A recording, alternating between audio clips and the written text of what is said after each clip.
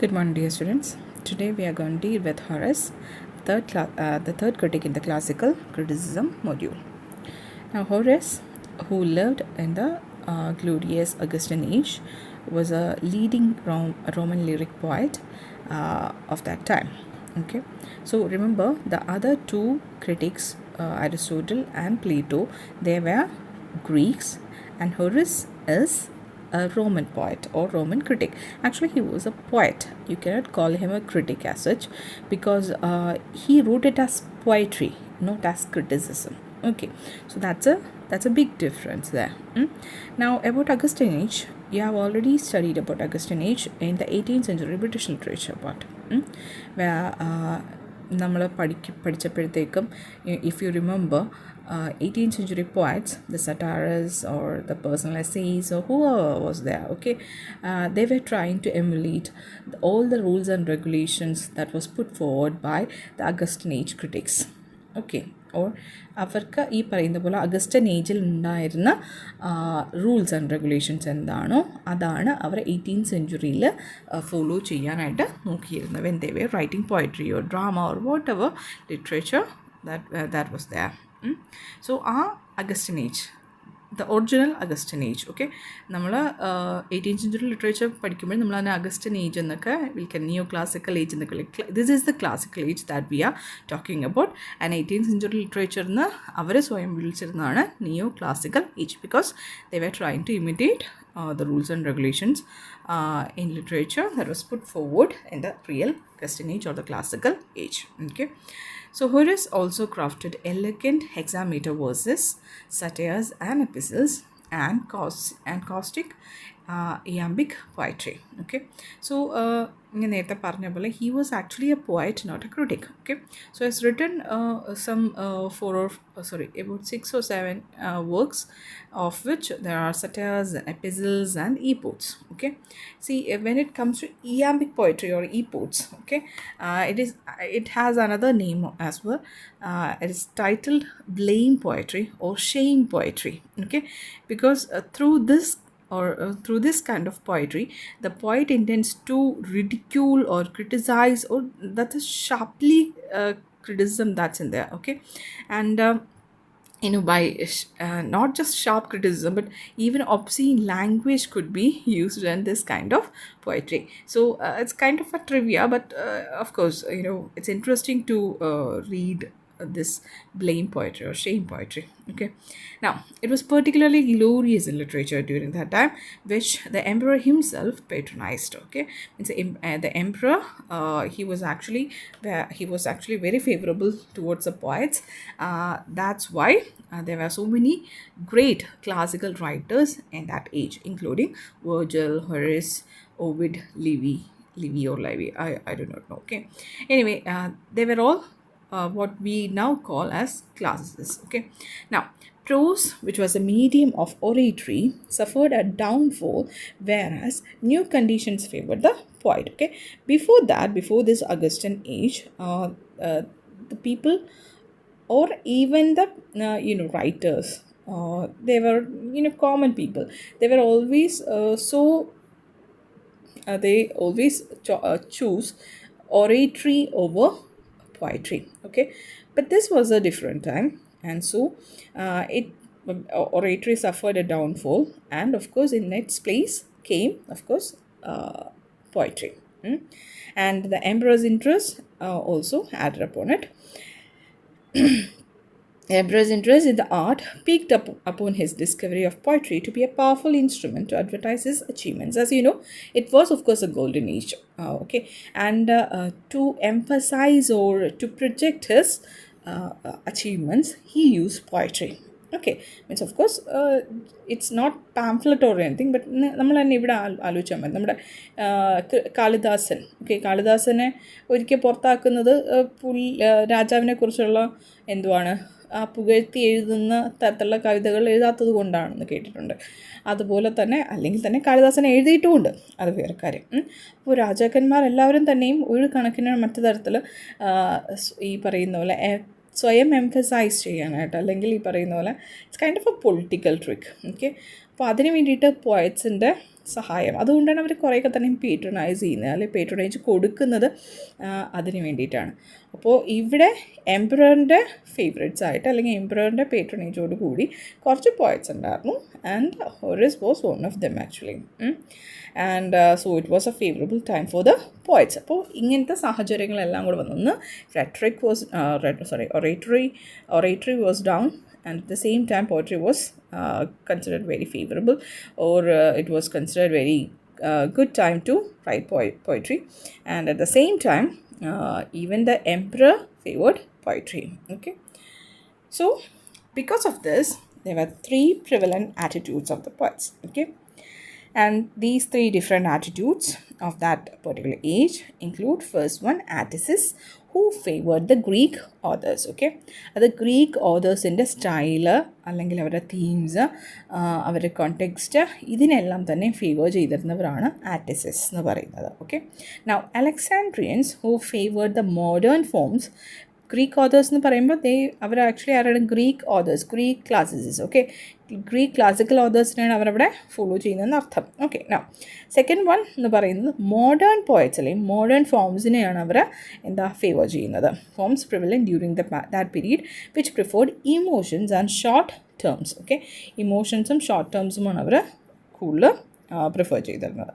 Now the third category is Romans who favored earlier Roman writings. അപ്പോൾ അതേ ആലോചിക്കുക, ആറ്റസിസ് earlier Greek ഓതേഴ്സിനെ, earlier എന്ന് പറയുന്നത് ഗ്രീക്ക് ഓതേഴ്സ്, ക്ലാസിക്കൽ ഓതേഴ്സ് എന്ന് പറഞ്ഞാൽ മതി. ഓക്കെ, അലക്സാൻഡ്രിയൻസ് ആണെന്നുണ്ടെങ്കിലോ അവർ മോഡേൺ ഫോം, അതായത് അവർ കണ്ടംപററി ഫോമും അതുപോലെ തന്നെ ഇമോഷൻസ് ആൻഡ് ഷോർട്ട് ടേംസ് ആണ് അവർ പ്രിഫർ ചെയ്തിരുന്നത്. ആൻഡ് ഫൈനലി റോമൻസ് ആണെന്നുണ്ടെങ്കിൽ റോമൻ റൈറ്റിങ്സിൻ്റെ സ്റ്റൈലായിരുന്നു പ്രിഫർ ചെയ്തിരുന്നത്. Okay, so there ensued a battle between which is good, the ancients or the moderns, not between Greek or Romans, but the ancients and the moderns. And ever since that this discourse has been going on even now. Okay, അത് നിങ്ങളിപ്പോൾ again 18th century നിങ്ങൾ പഠിക്കുമ്പോൾ അതിനുള്ളിൽ Jonathan സ്വിഫ്റ്റിൻ്റെ ഒരു particular work ഉണ്ട്, which is title the battle of the books. Okay, അതിനുള്ളിൽ in 18th century itself പുള്ളിയുടെ Jonathan സ്വിഫ്റ്റിൻ്റെ his patron ഉണ്ടായിരുന്നു William temple was involve in word എന്താ പറയുക, ഒരു ആർഗ്യുമെൻ്റ് എന്നല്ല, they were writing treatises or pamphlets against each other. So argument എന്ന് complete ആയിട്ട് പറഞ്ഞാൽ പറ്റില്ല, but anyway the argument was this, it was an argument about which is good, the ancients or the moderns. And അതിനുള്ളിൽ ഒരിക്കലും നമുക്ക് ആരാണ് better എന്ന് ഒരിക്കലും, രണ്ടും ആക്ച്വലി കൊള്ളാം, രണ്ടും ചിലതിൽ കൊള്ളത്തുമില്ല എന്ന് നമുക്ക് പറയേണ്ടി വരും. And even though Swift actually ഒരിക്കലും തന്നെ ഒന്നിനെയും സപ്പോർട്ട് ചെയ്യുന്നില്ല, പക്ഷേ of course there is a slight leaning towards the ancients the. Anyway ആ ബാറ്റിൽ, അത് ഈ പറയുന്ന ഏൻഷ്യൻസ് ആൻഡ് മോഡേൺസ് എന്ന് പറയുന്ന ആ ഒരു ഡിസ്കോഴ്സ് എത്ര കാലം നീണ്ടു എന്ന് നിങ്ങൾ ആലോചിച്ച് നോക്കുക. അപ്പോൾ ദാറ്റ്സ് ഇപ്പോഴും അത് നടന്നുകൊണ്ടിരിക്കുന്ന ഒരു ക്വസ്റ്റ്യൻ തന്നെയാണ്. And other questions of a like nature that followed set of an unprecedented wave of critical inquiry that beginning with poetry embrace other branches of literature too. അതായത് അത്രയേ ഉള്ളൂ. അപ്പോൾ ഈ ഒരു ഡിസ്കോഴ്സ് ഏൻഷ്യൻസ് വേഴ്സസ് മോഡേൺസ്, ഇതാണ് critical inquiry start ചെയ്യാനായിട്ടുള്ള ഒരു reason എന്ന് വേണമെങ്കിൽ, അതിന് കൂടുതൽ ഒരു എംഫസിസ് കൊടുക്കാനുള്ള റീസൺ എന്ന് വേണമെങ്കിൽ നമുക്ക് പറയാം. And it started in poetry which spread out to other forms of literature too. Now, to this inquiry, Horace, of all the poets of this period, made the largest contribution. അപ്പോൾ ഈ Roman പോയറ്റ്സിൽ ഏറ്റവും വലിയ contribution ഈ critical enquiry എന്ന് പറയുന്ന ആ ഒരു പാർട്ടിൽ ഏറ്റവും വലിയ കോൺട്രിബ്യൂഷൻ കൊടുത്തിട്ടുള്ളത് ഹോറസ് ആണ്. His works include 2 books of satires, 4 books of odes, and 3 books of episodes. Okay, ഇതിൽ ഒരു എപ്പിസോഡാണ് ശരിക്കും പറഞ്ഞാൽ നമ്മൾ ക്രിട്ടിക്കൽ എൻക്വയറി എന്നുള്ള രീതിയിൽ അല്ലെങ്കിൽ നമ്മൾ ക്രിറ്റിസിസം എന്നുള്ള രീതിയിൽ നമ്മൾ പഠിക്കുന്നത് ഒരു ബുക്കാണ്. ഓക്കെ, ഒരു എപ്പിസോഡാണ്. Now that episode is titled Ars Poetica or the art of poetry. Now ഈ ആസ് പോയറ്റിക്ക അതിൻ്റെ ശരിക്കുള്ള പേരെന്ന് പറയുന്നത് the episode to the two pizzos. I don't know if there is it's a mistake. To epistle to pizzos or epistle to the pizzos or to pizzos. Okay, it's generally called as poetic or art of poetry. And it is a poem written by, see, it's a poem, okay, it's not in prose, but it's a poem written by Horace in 19th century BC, in which he advised poets on the art of writing poetry and drama, how to write poetry and drama. That is what is included in this particular book.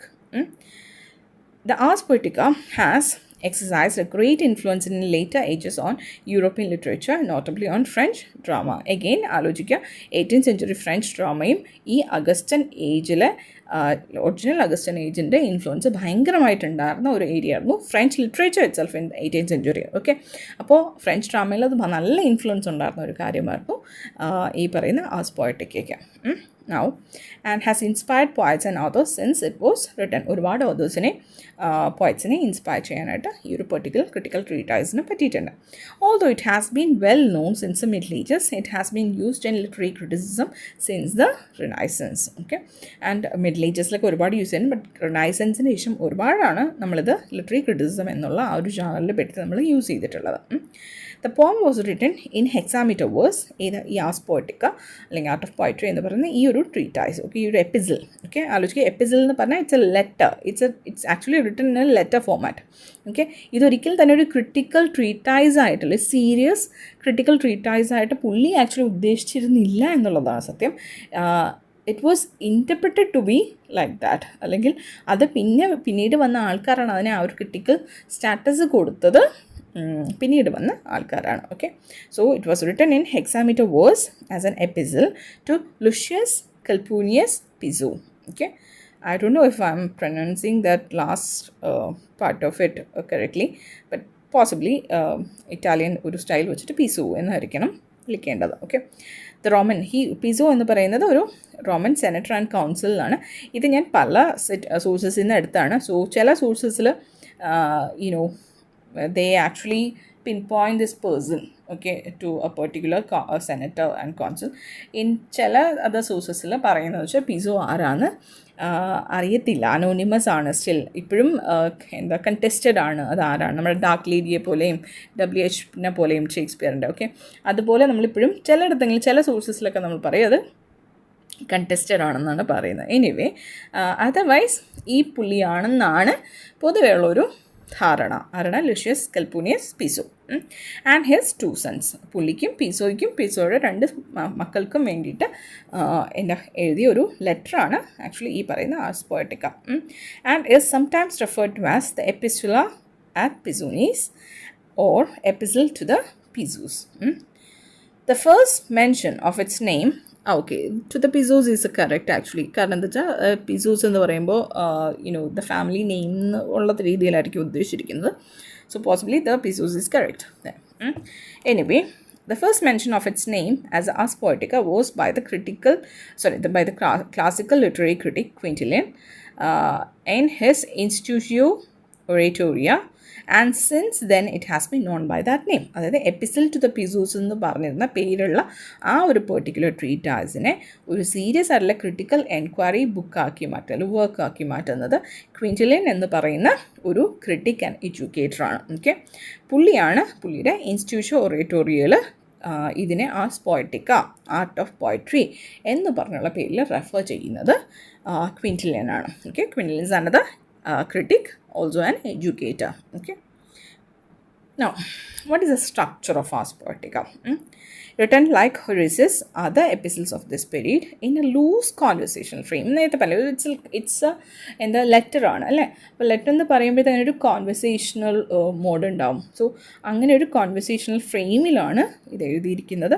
And Ars Poetica consists of 476 lines containing nearly 30 maxims for young poets. Okay, 476 lines ഉണ്ട്, 30 maxims എന്ന് പറഞ്ഞാൽ നമ്മൾ it's like kind of like proverbs. Okay, അപ്പോൾ proverbs പോലെ young പോയറ്റ്സിനുള്ള proverbs ഉൾപ്പെടെ അങ്ങനെയാണ് പുള്ളി അത് കൊടുത്തിരിക്കുന്നത്. നിങ്ങൾക്ക് എൻ്റെ തന്നെ 1-2 കോട്ട്സ് ഞാൻ ഇൻക്ലൂഡ് ചെയ്തിട്ടുണ്ട്. അപ്പോൾ നിങ്ങൾക്കത് മനസ്സിലാവും how it acts as a maxim. Okay, now it is a letter in verse offering advice on literary matters to a father and 2 sons of the name of Piso, whose identity has been variously surmised. Okay, and നേരത്തെ നമ്മൾ already mention ചെയ്ത കാര്യമാണ്. It's a letter in verse offering advice on literary matters. Now, Quintilian gave it the status of a systematic treatise. ഒരു structured ആയിട്ടുള്ള systematic ആയിട്ടുള്ള ട്രീറ്റൈസ് എന്നുള്ള രീതിയിൽ മാറ്റിയത് അല്ലെങ്കിൽ അതങ്ങനെ ഒരു സ്റ്റാറ്റസ് കൊടുത്തത് ആരാണ്? ക്വിൻറ്റിലിയൻ ആണ്. That's also mentioned earlier. Now, though it follows no method or plan, scholars have discerned in it three usual divisions of an Alexandrian Greek discourse of this sort. Okay, അപ്പോൾ നേരത്തെ നമ്മൾ പറഞ്ഞ 3 ആറ്റിറ്റ്യൂഡ്സിൽ 2 ആറ്റിറ്റ്യൂഡ് നമുക്ക് ഇതിനുള്ള കാണാനായിട്ട് സാധിക്കും. ആൻഡ് ഈ 2 attitude അത് ശരിക്കും പുള്ളി എഴുതിയപ്പോൾ ഹോറേസ് എഴുതിയപ്പോഴത്തേക്ക് അതിനൊരു പെർട്ടിക്കുലർ സ്ട്രക്ചറോ ഒന്നും തന്നെ കൊടുത്തിട്ടില്ല. പക്ഷേ യൂഷ്വലി അതിനെ ഇൻ്റർപ്രറ്റ് ചെയ്തിട്ടുള്ള ആൾക്കാരെല്ലാം തന്നെ അതിനൊരു യൂഷ്വലി അതിന് 3 ഡിവിഷൻസ് കൊടുത്തിട്ടുണ്ട്. And these divisions are 1. Poiesis, which talks about the subject matter. 2. Poema, which talks about the form. And poets, poeta എന്നാണ്. Poiesis, poema, poeta. Okay, PPT തരുമ്പോൾ അപ്ലോഡ് ചെയ്യുമ്പോൾ ഞാൻ കറക്റ്റ് ചെയ്തോളാം. പോയറ്റ എന്നാണ്. ഓക്കെ, പോയറ്റ്സ് അല്ല, poeta or the poet. Okay, so 3 sections ആയിട്ടാണ്. First one poiesis, poema and then poeta. Okay, now the first section, poiesis or subject matter. Here he makes 2 major observations of a general nature. First is, let your theme be what it may. This is one of those kind of maxims. Okay, let your theme be what it may, provided it be simple and uniform. So our poetry, if you are writing poetry, whatever its theme is, it should be simple and uniform. Okay, and but of course we should choose a theme suited to our powers. അത് നമ്മുടെ പവേഴ്സിന്, നമ്മുടെ experience, നമ്മുടെ ഒരു നമ്മുടെ ഒരു capacity, okay, capability, അതിനനുസരിച്ച് വേണം നമ്മളെപ്പോഴും തീം ചൂസ് ചെയ്യാനായിട്ട്. ഇപ്പോൾ അത്രയധികം ഇമാജിനേഷൻ ഒന്നും ഇല്ലാത്ത ഒരാൾ ഒരിക്കലും തന്നെ എന്ത് ചെയ്യാൻ പാടില്ല? ഫാൻറ്റസി ചൂസ് ചെയ്യാൻ പാടില്ല, ഫാൻറ്റസി എഴുതണം എന്ന് ചൂസ് ചെയ്യാൻ പാടില്ല. ഓക്കെ, പോയട്രി അത്യാവശ്യം റൈമിങ്ങോ അല്ലെങ്കിൽ റിതമിക് ക്വാളിറ്റി, ഈവൻ ആ ഒരു അത്യാവശ്യം സിമ്പിൾസോ അല്ലെങ്കിൽ മോട്ടീവ്സോ ഇമേജറിയോ ഒന്നും തന്നെ കൊടുക്കാൻ പറ്റാത്ത ഒരാൾ ഒരിക്കലും തന്നെ പോയം എഴുതാൻ പാടില്ല. ഓക്കെ, അതുപോലെ തന്നെയാണ് ഇവിടെ തീമിൻ്റെ കാര്യം പറയുന്നത്. നമുക്ക് അറിഞ്ഞൂടാത്ത കാര്യത്തിനെ കുറിച്ച് നമ്മൾ കൂടുതൽ പറയാനായിട്ട് പോകരുത്. authors and ponder long what weight your shoulders refuse to bear and what they can support. അപ്പോൾ എന്താ ചെയ്യുക? നമുക്കറിയണം നമ്മുടെ ഷോൾഡറിനെ എന്ത് ബെയർ ചെയ്യാൻ പറ്റുമെന്നുള്ളത്. ഓക്കെ, അപ്പോൾ പറ്റാത്തതാണെങ്കിൽ ഓഫ് കോഴ്സ് നമ്മളതിനെ ഉപേക്ഷിക്കുക, ആൻഡ് പറ്റുന്നത് മാത്രം സപ്പോർട്ട് ചെയ്യുക. ഓക്കെ, അതായത് നമുക്ക് അറിയാവുന്ന കാര്യത്തിനെ കുറിച്ച് മാത്രം നമ്മൾ എഴുതാൻ ശ്രമിക്കുക എന്നുള്ളതാണ്. So by a simple thing he means one from familiar material or from life and customs. Simple എന്നതുകൊണ്ടോ പുള്ളി ഉദ്ദേശിക്കുന്നത് ഫെമിലിയർ മെറ്റീരിയൽ ആയിരിക്കണം, അത് ഫ്രം എക്സ്പീരിയൻസ് ആയിരിക്കണം, അല്ലെങ്കിൽ നമുക്കറിയാവുന്ന കസ്റ്റംസിനെ ബേസ് ചെയ്തിട്ടുള്ളതായിരിക്കണം. അതാണ് പുള്ളി സിമ്പിൾ എന്നതുകൊണ്ട് ഉദ്ദേശിക്കുന്നത്. Now it has to be uniform or one whole. അതായത് പസ്റ്റേജ് പോലെ അവിടെ ആയിട്ട് നമ്മൾ എന്ത് ചെയ്യരുത്? മുറിച്ച് വയ്ക്കുന്നതായിരിക്കില്ല. It should have a beginning, middle and an end. As usual നമ്മൾ അരിസ്റ്റോട്ടലിലും പ്ലേറ്റോയിലും ഒക്കെ പറഞ്ഞ സെയിം തിങ് തന്നെയാണ്. With nothing extraneous or irrelevant to the matter in hand. There should be any additional matter or extra matter in hand. Okay, അത് എന്താണോ എഴുതുന്നത് അതിന് ഈ വേറൊന്നും തന്നെ എക്സ്ട്രാ ആയിട്ടൊന്നും തന്നെ അതിനുള്ളിൽ കാണാനായിട്ട് പാടില്ല. Now another thing it stresses in this part is the poetic decorum. Okay, it should be the primary concern, and all work should be judged based on this norm. Okay, poetic decorum should be followed. Okay, അല്ലെങ്കിൽ ഒരു പോയിറ്റിൻ്റെ main കൺസേൺസിൽ വരുന്ന ഒരു കാര്യമായിരിക്കണം poetic decorum. ഇതും again നിങ്ങൾ 18th century പഠിക്കുമ്പോൾ ഒരു വലിയൊരു പാർട്ടാണ് എന്താ പോയറ്റിക് ഡെക്കോറം എന്ന് പറയുന്നത്. ഓക്കെ, അത് അപ്രോപ്രിയേറ്റ്നെസ്, ഓക്കെ, പ്രൊപ്രീറ്റി ആൻഡ് അപ്രോപ്രിയേറ്റ്നെസ് എന്ന് പറയുന്ന കാര്യം അതെപ്പോഴും നമ്മൾ ഫോളോ ചെയ്തിരിക്കുന്നത്. ഒബ്സൈൻ ആയിട്ടുള്ള ലാംഗ്വേജ് യൂസ് ചെയ്യാൻ പാടില്ല, അങ്ങനെയൊക്കെയല്ലേ. അതേപോലെ ലാംഗ്വേജ് യൂസ് ചെയ്യാൻ പാടില്ല, അങ്ങനത്തെ ഒന്നും സ്റ്റേജിലോ അങ്ങനെയൊന്നും കാണിക്കാൻ പാടില്ല, ഇങ്ങനെയുള്ള ഒരുപാട് കാര്യങ്ങൾ നമ്മൾ 18th century പഠിച്ചിട്ടുണ്ട്. സെയിം തിങ് ആണ് ഇവിടെ. കാരണം ഓഫ് കോഴ്സ് ആലോചിക്കുക, 18th century they were actually trying to mimic it. അപ്പോൾ അതാണ് ഇവിടെ ഈ പറയുന്ന poetic decorum. Now next one is poetic license should not be stretched beyond limits. എന്താ poetic license എന്ന് പറഞ്ഞാൽ എന്താ? ഫോർ എക്സാമ്പിൾ, ഒരു as an author or the author acts as a creator, he can do almost anything with his characters, അല്ലേ? ഇപ്പോൾ തൻ്റെ ക്യാരക്ടറിനെ കൊല്ലണോ വേണ്ടയോ, അല്ലെങ്കിൽ ക്യാരക്ടറിനെ കൊണ്ട് എന്തെങ്കിലും ചെയ്യിപ്പിക്കണോ വേണ്ടയോ, ഇതെല്ലാം തീരുമാനിക്കാനുള്ള ആ ഒരു കപ്പാസിറ്റി ആർക്കുണ്ട്? ഒരു പോയറ്റിനുണ്ട്. പക്ഷേ ഫോർ എക്സാമ്പിൾ ഇപ്പോൾ ചെയ്യാൻ പറ്റാത്ത കേപ്പബിലിറ്റി ഇല്ലാത്തൊരു കാര്യമാണ് ചെയ്യുന്നതെന്നുണ്ടെങ്കിൽ ഓഫ് കോഴ്സ് അതിന് സപ്പോർട്ട് ചെയ്യാനുള്ള എന്താ ബാക്ക്ഗ്രൗണ്ട് ചെക്സ് എന്തെങ്കിലും തന്നെ അവിടെ ഉണ്ടായിരിക്കണം. അല്ലാണ്ട് ചുമ്മാ എടുത്ത് എന്തെങ്കിലും പറയാനായിട്ട് പാടില്ല. അതാണ് പോയറ്റിക് ലൈസൻസ്. പോയറ്റിന് എപ്പോഴും ഒരു പെർട്ടിക്കുലർ ലൈസൻസ് ഉണ്ടാവും ടു പുള്ളിയുടെ ആ ഒരു ഡ്രീംസ് അല്ലെങ്കിൽ പുള്ളിയുടെ ഇമാജിനേഷൻ ഫോളോ ചെയ്യാനുള്ള ഒരു പെർട്ടിക്കുലർ ലൈസൻസ് ഉണ്ട്. അപ്പോൾ അതിനെ ഒരിക്കലും തന്നെ സ്ട്രെച്ച് ചെയ്യാനായിട്ട് പാടില്ല. അത് ലിമിറ്റ്സിനപ്പുറത്തേക്ക് കൊണ്ടുപോകാനായിട്ട് പാടില്ല. ഓക്കെ, കുറേയൊക്കെ ആവാം, പക്ഷേ എന്നാൽ ഒരുപാട് സ്ട്രെച്ച് ചെയ്യാനായിട്ട് പാടില്ല. Now, verisimilitude എന്ന് പറഞ്ഞാൽ the appearance of truth, how the truth is presented, അതാണ് അവിടെ പറയുന്നത്. It must be poetic norm than internal coherence and a writer should exercise judgment in his choice of words. Okay, അത് ഈ വെരിസിമിലിറ്റ്യൂഡ് എന്ന് പറയുന്നത് എന്താ ഒരു പോയറ്റിക് നോം ആയിട്ട് തന്നെ എന്ന് വെച്ചാൽ തൻ്റെ പോയട്രിയുടെ കൂടെ തന്നെ വരുന്ന ഒരു നോർമൽ ആയിട്ടുള്ളൊരു റൂളായിട്ട് തന്നെ ആക്ച്വലി അത് ഫോളോ ചെയ്യേണ്ട ഒരു കാര്യമാണ്. അല്ലാതെ ഇൻറ്റേർണൽ കൊഹറൻസിൻ്റെ ഭാഗമായിട്ട് വരേണ്ടതല്ല. അതുപോലെ തന്നെ a writer should exercise judgement in his choice of words. Use ചെയ്യുന്ന വേർഡ്സ് അപ്രോപ്രിയേറ്റ് ആയിരിക്കണം, ലിമിറ്റഡ് എന്നല്ല, but suitable to the purpose ആയിരിക്കണം. ഒരുപാട് എക്സ്ട്രാ വേർഡ്സോ ഒരുപാട് കുറച്ച് വേർഡ്സോ ആയിരിക്കാനായിട്ട് പാടില്ല. നമ്മുടെ എക്സാക്ട് മീനിങ് പ്രൊജക്റ്റ് ചെയ്യത്തക്ക രീതിയിലുള്ള വേർഡ്സ് ആയിരിക്കണം നമ്മളവിടെ യൂസ് ചെയ്യേണ്ടത്. Okay, so that is all about the first section. The second section, which talks about the form, is titled Forma. Following the Greek tradition, Horace believed that poetry has settled kinds with a meter appropriate to each. Here he is saying that each kind of poetry has each kind of form which is form to follow. Okay, അതായത് ഒരു poetry എന്താ ഒരു poetic ടൈപ്പിന് അല്ലെങ്കിൽ ജാനറിന് അതിന് ഈക്വലായിട്ട് വരുന്ന അല്ലെങ്കിൽ അതിന് use ചെയ്യുന്ന ഒരു ഫോം ഉണ്ടാവും. ഓക്കെ, അല്ലെങ്കിൽ ഒരു മീറ്റർ ഉണ്ടാവും. അതാണ് പുള്ളിയുടെ പറഞ്ഞത്. അത് ഏതൊക്കെയാണെന്നാണ് പുള്ളിയുടെ പറഞ്ഞത്. ജസ്റ്റ് ഞാൻ മെൻഷൻ ചെയ്യുന്നതുള്ളൂ ഇവിടെ. For the EPIC which celebrates the exploits of princes and leaders and the sad story of wars, he considers the rightful meter to be dactylic hexameter. അത് എപ്പിക് ആണ് എഴുതുന്നുണ്ടെങ്കിൽ അതിന് ചേരുന്ന മീറ്റർ ഓർ ഫോം എന്ന് പറയുന്നത് ഡാക്ടൈലിക് ഹെക്സാമീറ്റർ ആണ്.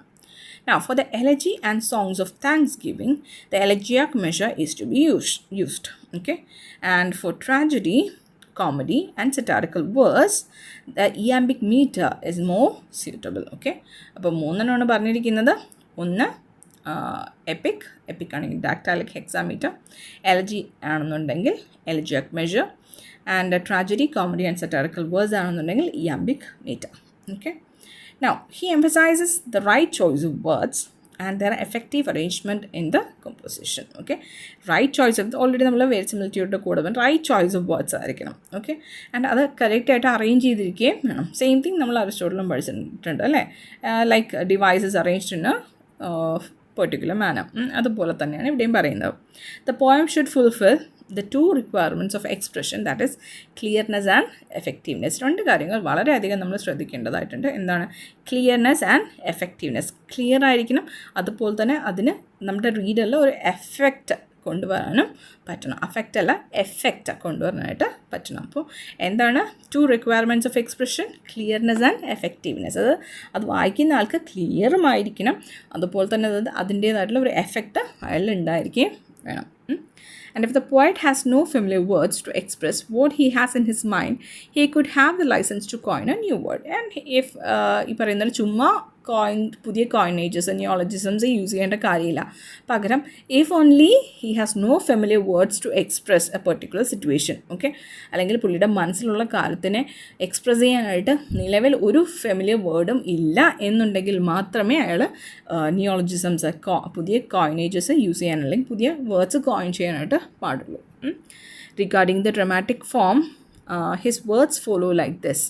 Excessively ഡ്രാമയെ സംബന്ധിച്ച് പുള്ളി പറയുന്ന ഇതാണ്, excessively violent incidents ought not be presented on stage. സ്റ്റേജിൽ വയലൻ്റ് ആയിട്ടുള്ള ഇൻസിഡൻസ് കാണിക്കാൻ പാടില്ല, പ്രസൻറ്റ് ചെയ്യാൻ പാടില്ല.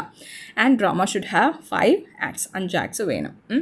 Now, chorus should be the spokesperson of what is morally right and just. എന്താണോ മോറലി റൈറ്റ് അല്ലെങ്കിൽ ജസ്റ്റ് ആയിട്ടുള്ള എന്താണോ കാര്യങ്ങൾ അതെല്ലാം തന്നെ ആരായിരിക്കണം പറയുന്നത്? കോറസ് ആയിരിക്കണം പറയേണ്ടത്. Now, the third section, poeta or poet. A poet should have inborn talent or natural talent, and develop talents also to express his mind and familiar experiences. Okay, അപ്പോൾ ഒരു പോയറ്റ് എന്ന് പറയുന്ന ആൾക്ക് ഇൻബോൺ ആയിട്ടുള്ള ഈ natural ആയിട്ടുള്ള ടാലൻറ്റും വേണം, അതുപോലെ തന്നെ ഡെവലപ്ഡ് ആയിട്ടുള്ള ടാലൻറ്റും വേണം. And all aspiring poets must practice imitation by emulating and following great masters. അപ്പോൾ ഇത് രണ്ടാമത് വരുന്ന ഡെവലപ്പ് ടാലൻസിൽ വരുന്നതാണ് ഈ സെക്ഷൻ. അതായത് to develop your talent, okay, what should you do? You should practice imitation by emulating and following great masters. Okay, മുന്നുള്ള classical ഓതേഴ്സിനെ വായിക്കുകയും അവരെ ഇമിറ്റേറ്റ് ചെയ്യുക എന്ന് പറയുന്നത് it's kind of like recreate, അല്ലെങ്കിൽ എന്താ പറയുക, റീക്രിയേറ്റ് ദാറ്റ് സ്റ്റൈൽ എന്നൊക്കെ പറയാം. അതുപോലെയാണ് പുള്ളി ആക്ച്വലി ഉദ്ദേശിക്കുന്നത്. Okay, now the poet's skill lies in making the familiar words appear strange and the strange ones familiar. Okay, that's a nice thing to say. എന്നുവെച്ചാൽ familiar വേർഡ്സിന് പോയിറ്റിൻ്റെ ഏറ്റവും വലിയ സ്കിൽ എന്ന് പറയുന്നതാണ്. എന്താണ്, ഫെമിലിയർ വേർഡ്സിനെ ഒരാൾ വായിക്കുമ്പോൾ അത് സ്ട്രേഞ്ച് ആയിട്ട് തോന്നണം, at the same time strange വേർഡ്സിനെ ഫെമിലിയർ ആയിട്ട് ഫീൽ ചെയ്യണം. Okay, that's a skill of a poet. Now, according to Horace, the function of poetry is to instruct and provide pleasure. Okay, എന്താണ് രണ്ട് ഫങ്ഷൻസ് ആണ് പറയുന്നത്. ഒന്ന് instruct and to provide pleasure. But the ideal poet is the one who combines these two functions. Okay, പക്ഷേ ideal poet, നല്ലൊരു poet ആണെങ്കിൽ ഈ രണ്ട് ഫംഗ്ഷൻ, അത് poetry will be use to instruct at the same time to provide pleasure as well. Okay, so നല്ലൊരു poet ആണെങ്കിൽ അത് രണ്ടും യൂസ് ചെയ്തിരിക്കും. Now, the concept of rhetoric. Okay, so ഇത് യൂഷ്വലി നമ്മൾ ഹൊറസിനെ കുറിച്ച് നിങ്ങൾക്ക് essay questions അങ്ങനെ ചോദിക്കാറില്ല. പക്ഷെ നമുക്ക് അറിയാൻ പറ്റില്ല എപ്പോഴാണ് യൂണിവേഴ്സിറ്റി അല്ലെങ്കിൽ ഈ പറയുന്ന ക്വസ്റ്റ്യൻ പേപ്പർ ഇടുന്ന മനുഷ്യർക്ക്, കാരണം ഒരു ബന്ധമില്ലാത്തവർക്കൊക്കെയാണ് അവർ എന്ത് കൊടുക്കുക, ഈ ക്വസ്റ്റ്യൻ പേപ്പർ സെറ്റ് ചെയ്യാനായിട്ട് കൊടുക്കുക. So we do not know if Horace will be asked as an essay. Okay, so ഈ ഒരു സെക്ഷൻ, ഈ ഒരു പെർട്ടിക്കുലർ പേജിലുള്ളത് നിങ്ങൾക്ക് അത്ര വലിയ, last section is important, but അതിന് മുകളിലോട്ടുള്ളത് അത്ര വലിയ ഇമ്പോർട്ടൻ്റ് അല്ല. ഈ റെട്ടറിക്കിനെ കുറിച്ച് പറയുന്ന കാര്യങ്ങളൊന്നും അത്ര വലിയ ഇമ്പോർട്ടൻ്റ് അല്ല. ബട്ട് നിങ്ങൾ പഠിച്ചു വെച്ചിരുന്നാൽ ഓഫ് കോഴ്സ് നിങ്ങൾക്കൊരു എസ്സേ എങ്ങനെ ചോദിച്ചു കഴിഞ്ഞാൽ നിങ്ങൾക്ക് ഇതും കൂടെ പ്രൊവൈഡ് ചെയ്ത് കഴിഞ്ഞാൽ extra marks or extra impression can be created. Okay, അപ്പോൾ അതുകൊണ്ടാണ് ഞാൻ ഇതും കൂടെ ഉൾപ്പെടുത്തിയത്. ഇറ്റ്സ് ബേസിക്കലി ജസ്റ്റ് ഒന്ന് ഓടിച്ച് പറയാവുന്നതേ ഉള്ളൂ. പുള്ളി റെട്രിക്കിനെ 6 സെക്ഷൻസ് ആയിട്ട് ഡിവൈഡ് ചെയ്തിട്ടുണ്ട്. The first being exordium. It is basically the introduction, okay, where one announces the subject and the purpose of the discourse. Okay, എന്താണ് സബ്ജക്റ്റ് എന്നും അല്ലെങ്കിൽ എന്താണ് പേർപ്പസ് എന്നും ഇതെല്ലാം പറയുന്നതാണ് ഫസ്റ്റ് ഇൻട്രൊഡക്ഷൻ. ഓക്കെ, ആൻഡ് ഇവിടെ റെട്ടറിക് എന്നുകൊണ്ട് ഉദ്ദേശിക്കുന്നത് എന്താണെന്ന് മനസ്സിലായി, നമ്മുടെ സ്പീച്ച് പോലെ ഓറിറ്റോറിയൽ സ്കിൽസ് അതെങ്ങനെ ഡെവലപ്പ് ചെയ്യുക എന്നുള്ള രീതിയിലാണ് പുള്ളി പറയുന്നത്. And where one usually employs the persuasive appeal of ethos in order to establish credibility with the audience. Okay, എവിടെയാണ് ആ ഓഡിയൻസിനുള്ളിൽ ക്രെഡിബിലിറ്റി, തന്നെ കുറിച്ചൊരു ക്രെഡിബിലിറ്റി ക്രിയേറ്റ് ചെയ്തെടുക്കുന്ന പോർഷൻ ഇതാണ്. Second is narrative. The second part of a classical oration following the introduction or exordium. അത് തന്നെ രണ്ടാമത് ഫോളോ ചെയ്ത് വരുന്നു എന്നേ ഉള്ളൂ. Third one, partitio. Following the statement of facts or narration comes a partitio or divisio. It's otherwise known as divisio. In this section of the oration, the speaker outlines what will follow in accordance with what's been stated as a status or point at issue in the case. Okay, അത് എന്താണ് ആ ഒരു ഇഷ്യൂവിനെ തുടർന്ന് എന്താണ് സംഭവിക്കുന്നത് എന്ന് പറയുന്ന പോർഷനാണ് partitio. Okay, then confirmatio. Following the division or outline or partition comes the main body of the speech where one offers logical arguments as proof. ഇവിടെയാണ് നമ്മളിതുവരെ പറഞ്ഞതിന് ബേസിക് ആയിട്ടുള്ള പ്രൂഫ് കൊടുക്കുന്നത് ഈ ഒരു കൺഫർമേഷ്യോ എന്ന് പറഞ്ഞാൽ പേര് തന്നെ ഉണ്ടല്ലോ. ഓക്കെ, അവിടെയാണ് കൊടുക്കുന്നത്. Now, the appeal to logos is emphasized here. Now, refutatio. Following the confirmatio or section on proof in a classical oration comes the refutation. As the name connotes, this section of a speech was devoted to answering the counter arguments of one's opponent. ഇപ്പോൾ ഒരാൾ rhetoric ഈ സ്പീച്ചിന് നമ്മൾ of course സെമിനാറും അതൊക്കെ എടുക്കുമ്പോഴത്തേക്കും തിരിച്ച് question ചോദിക്കത്തില്ലേ, counter arguments ഉണ്ടെങ്കിൽ ആ counter ആർഗ്യുമെൻറ്റ്സിന് തിരിച്ചുത്തരം കൊടുക്കാനുള്ള ഭാഗമാണ് refutatio. Okay, now last one, peroratio. Following the refutatio and concluding the classical oration, the peroration conventionally employed appeals through pathos and often included a summing up. Usually നമ്മുടെ summing up process തന്നെയാണ് ഇവിടെ വരുന്നത്. Okay, so നിങ്ങളിത് എഴുതുവാണെന്നുണ്ടെങ്കിൽ നിങ്ങളത് ഇത്രയും describe ചെയ്തു, ഒന്നും എഴുതേണ്ട കാര്യമില്ല. Only if you want fill out pages. Okay, otherwise നിങ്ങൾക്ക് വേണമെന്നുണ്ടെങ്കിൽ ജസ്റ്റ് ആ പേര് മാത്രം ഒന്ന് പഠിച്ചു വയ്ക്കുക. ഓക്കെ, എക്സോഡിയം, നെറേഷ്യോ, പാറ്റീഷ്യോ, കൺഫർമേഷ്യോ, റെഫ്യൂട്ടേഷ്യോ ആൻഡ് പെറേഷ്യോ, ഇത്രയും പേര് ജസ്റ്റ് ഒന്ന് പഠിച്ചു വയ്ക്കുക. That's enough. Okay, now and next കൊടുത്തിരിക്കുന്ന സെക്ഷൻ ജസ്റ്റ് അത് ഓർമ്മിച്ച് വെച്ചേക്കാം. ഈ divided style into high, middle and low. Okay, കൂടുതൽ ഡീറ്റെയിലിൽ പോകുന്നില്ല, അത്രയും മാത്രമേ ഉള്ളൂ. Then it should be grounded in moral principles and it is related to law, philosophy and ethics. Rhetoric എന്ന് പറയുന്നത് എന്തായിരിക്കണം? It should be grounded in moral principles. Because എന്തുകൊണ്ടാണ് മോറൽ പ്രിൻസിപ്പിളിൽ എന്താ ഗ്രൗണ്ട് ചെയ്തിരിക്കണമെന്ന് പറയുന്നത്? Because it is related to law, philosophy and ethics. Then he also asserts the supremacy of Greek literature. അതുപോലെ തന്നെ പുള്ളി ഓഫ് കോഴ്സ് ഗ്രീക്ക് ലിറ്ററേച്ചർ ആർട്ടിസിൻ്റെ ഇതാണ് കൂടുതലും സപ്പോർട്ട് ചെയ്തതെന്ന് അർത്ഥം. And of course Alexandrian is also Greek. So Greek ലിറ്ററേച്ചറിൻ്റെ സുപ്രീമസിയെക്കുറിച്ച് പുള്ളി പറയുന്നു. Is concept of mimesis meant recreation and not just copy. ഞാൻ ഓൾറെഡി പറഞ്ഞു, അത് മിമിസിസ് എന്ന് പറഞ്ഞാൽ എമുലേറ്റ് ചെയ്യുക അല്ലെങ്കിൽ മിമിക് ചെയ്യുക എന്ന് പറഞ്ഞാൽ, ഇമിറ്റേറ്റ് ചെയ്യുക എന്ന് പറഞ്ഞാൽ അതേപോലെ അങ്ങ് എടുക്കുക എന്നല്ല, പകരം എന്താ റീക്രിയേറ്റ് ചെയ്യുക എന്നുള്ളതാണ് പുള്ളി ഉദ്ദേശിക്കുന്നത്. Now his observations on drama. Horace studied drama under 3 heads: plot, characterization and style. അരിസ്റ്റോട്ടലിൻ്റെയും ഇതും കൂടെ തിരിഞ്ഞു പോകരുത്, രണ്ടും രണ്ടായിട്ട് തന്നെ പഠിക്കുക. ഓക്കെ, അരിസ്റ്റോട്ടലിൻ്റെ അറിയാലോ 6 elements, ഇതിനുള്ള 3 elements. So plot should be borrowed from familiar material. അറിയാവുന്ന മെറ്റീരിയലിൽ നിന്ന് മാത്രമേ എടുക്കാവൂ. Preferably it should be from Roman or Greek myths and അവിടെ ആഡ് എന്ന് കൊടുത്തതിന് ആൻഡ് ആണ്, and legends in which the story being already known the author could distinguish himself by originality of treatment. Okay, നിങ്ങൾ ആലോചിച്ചാൽ മതി. For example, നിങ്ങളിനിപ്പോൾ next സെമിൽ Antigone പഠിക്കും. Okay, classical criticism, world classics എന്നുള്ള പേപ്പറിൽ ആൻറ്റിഗണി പഠിക്കും. ഓക്കെ, സോ ആൻറ്റിഗണി എന്ന് പറയുന്നത് ഈഡിപ്പസിൻ്റെ മകളാണ്. നമ്മൾ ഈഡിപ്പസിനെ കുറിച്ചൊക്കെ നമ്മൾ പറഞ്ഞിട്ടുണ്ടല്ലോ. Usually it's always focused on Oedipus, അല്ലെങ്കിൽ പറയുന്ന പോലെ ആ ഒരു ഹീറോയുടെ ജേർണി എന്നുള്ള രീതിയിലാണ് പോകുന്നതെന്നുണ്ടെങ്കിൽ, ഈ ആൻറ്റിഗണി എന്ന് പറയുന്നത് വളരെ truly it's A different play at that particular time. Okay, ആ ഒരു സമയത്ത് അങ്ങനെ ഒരു പ്ലേ ക്രിയേറ്റ് ചെയ്ത ആളെ സോഫോക്ലിസ് ആണ് അത് ക്രിയേറ്റ് ചെയ്തിട്ടത്, അല്ലെങ്കിൽ സോഫോക്ലിസിൻ്റെ ഡ്രാമയാണത്.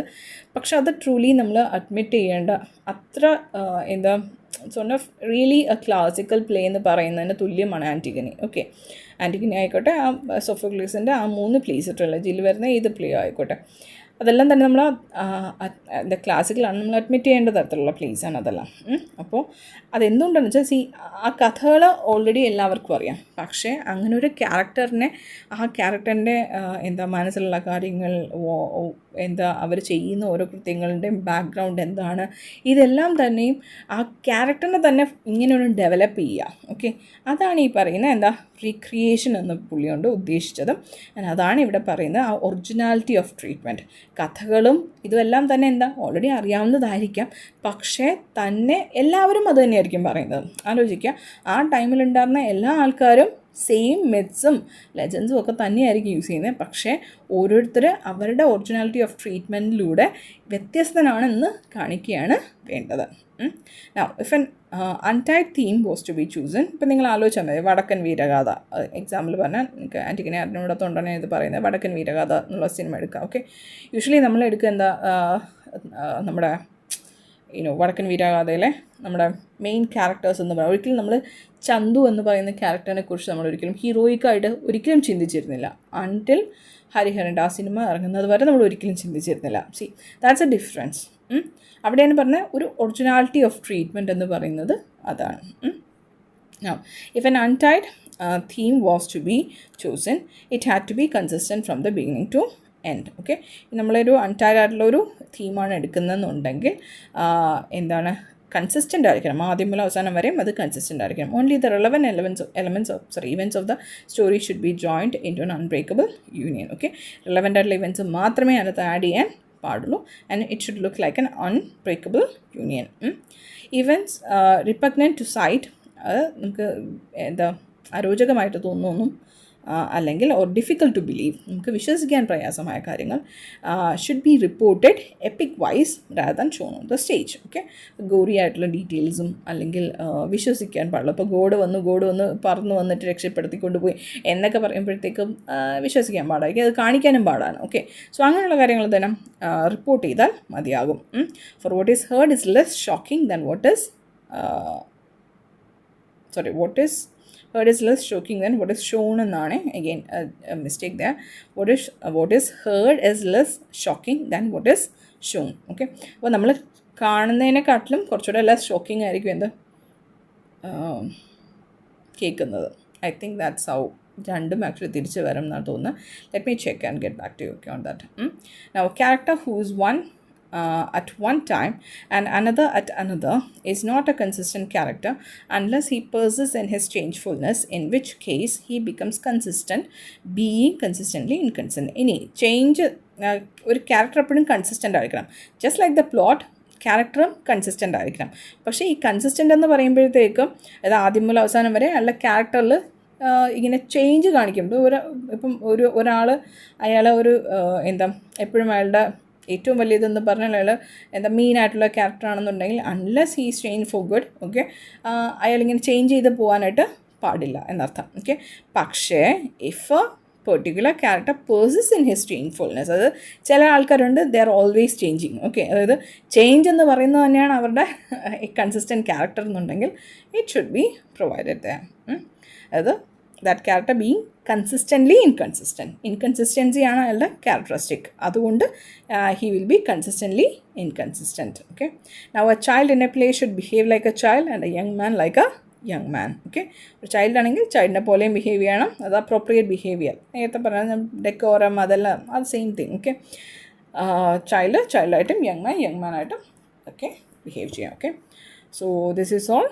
So thank you, hope you all understood this. Bye.